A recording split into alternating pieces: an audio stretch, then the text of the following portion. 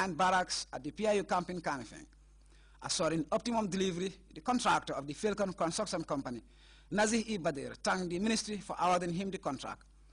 We are confident that we will execute the work as per the requirement of the contract in the shortest time possible with good standard and workmanship quality. On behalf of my colleague, we thank you for awarding us this contract and look forward for successful completion. The Minister Francis Litimboch underlined the vital nature of the scheme to the Ministry of Interior, who are the main beneficiaries moving to augment the well-being of the security service. We are hoping that this particular structure, and you know how we've been trained. We train to design and build structures to last a minimum of 100 years. And we're hoping that this structure far exceeds that 100-year lifespan. And I've left the best for last.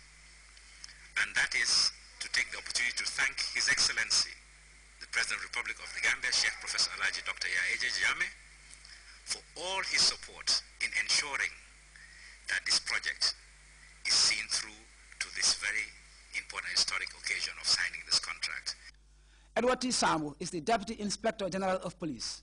On behalf of the Inspector General of Police, I think this is a clear demonstration for the government to consider seeing deemed fit to elevate, to make the police force a modern police force by providing quotas and residence for the police officers. As the Honorable Minister rightly said, government has looked into it to make sure that police are well equipped, well housed, so that at any time given point they are asked to do certain duties, they'll be able to deliver as expected. The project will certainly provide critically needed infrastructure in facing the housing problems faced by security personnel. In the minister's words, if everyone deserves proper sheltering, what about the very custodians of national peace and security? Ibrahim Ajata, GRTS. The U.S. Ambassador to the Gambia Thursday visited the veterinary unit of the Ministry of Agriculture. The third party, which included the Minister of Agriculture, FAO country representative, as well as senior agricultural officials, gave the American diplomat an insight into the facility. Abdullah Baji went along and he reports the Agriculture Minister used the opportunity to reveal the availability of vaccines for the CBPP outbreak. The U.S. Ambassador to the Gambia today visited the veterinary unit of the Ministry of Agriculture. The visit, which also included the Minister of Agriculture, FAO resident representative, as well as other senior officials of the ministry, saw the delegation have a complete tour of the laboratory unit of the facility. The visit, which accorded the ambassador, who has special interest in agriculture, the opportunity to see the facility with support from personnel of the ministry. Speaking to GRTS shortly after the tour, Director of Animal Health and Production, Dr. Keba Dafe, hailed the ambassador for taking time to visit the facility.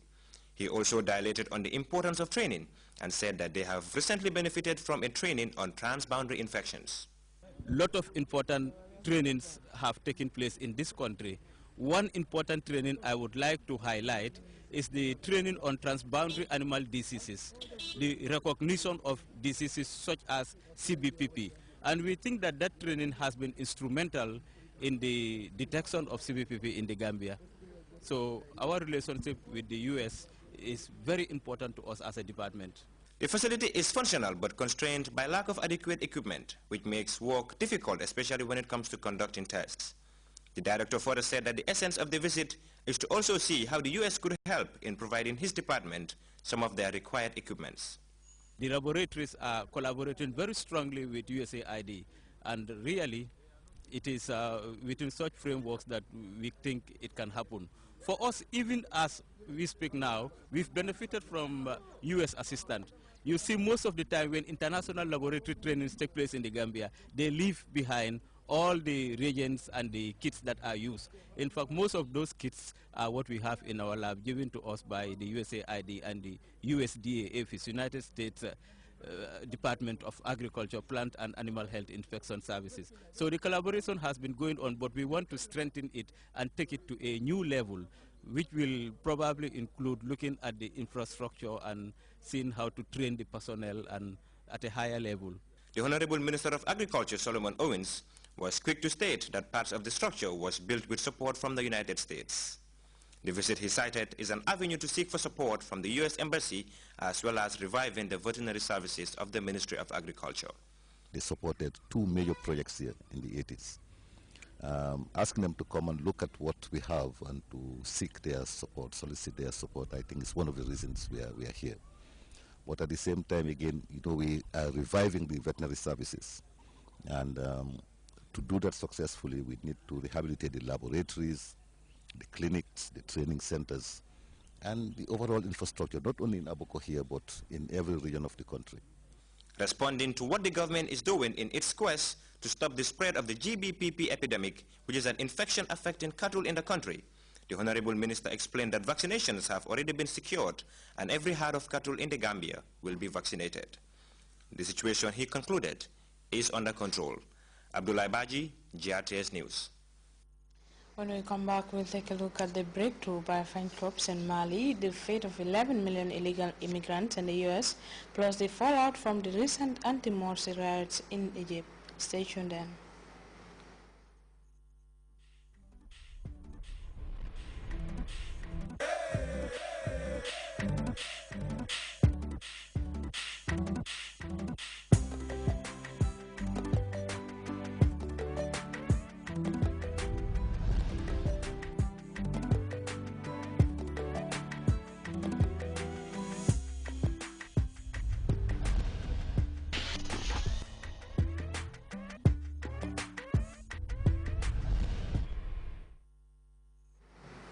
Welcome back. The French defense minister has described his country's military intervention in Mali as a success, days after they have taken over the rebel stronghold of Kidal. And a severe train collision in South Africa has left more than 200 people injured, most of them school children. We have details of this and other stories in the CFI News Roundup. French Minister of Defense Jean-Yves Le Drian confirmed that French forces are now in the town Kidal in northern Mali, which is an Islamist rebel stronghold. Le Drian called the French military intervention a success. African troops are now expected to join the French military to secure Kidal. Mali's president has begun planning for the country after the war. He declared that the only group with whom he would negotiate is the MNLA, and that on the condition that they give up all claims to territory. British Prime Minister David Cameron visited Algeria on Wednesday. He is the first head of a British government to visit the country in over 50 years. Cameron's visit was to strengthen security cooperation between the two countries to help fight terrorism in the region. The visit comes 2 weeks after Islamic militants raided the In Amenas oil facility. Cameron then made a surprise trip to Libya. The Libyan visit comes just days after Britain warned of threats to its embassy in Tripoli and to Westerners in the city Benghazi. 2 trains collided in Pretoria, South Africa on Thursday. The accident occurred at 7 in the morning during rush hour. Over 200 people were injured in the accident. Many of the wounded were children who were on their way to school. The collision occurred when a commuter train crashed into a stationary locomotive on the same track. Authorities believe that the theft of cables linked to the signaling system caused the accident.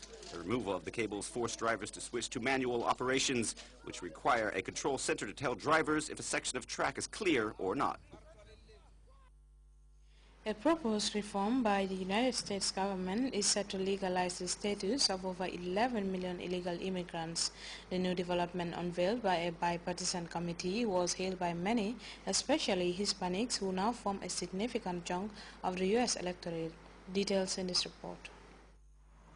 More than 11 million immigrants in the United States are living there illegally. Most come from Mexico and Central America.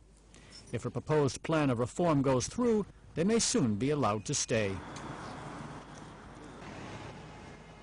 It would be a good thing. This way we won't have to fight for our papers. We can live better and not as illegal aliens.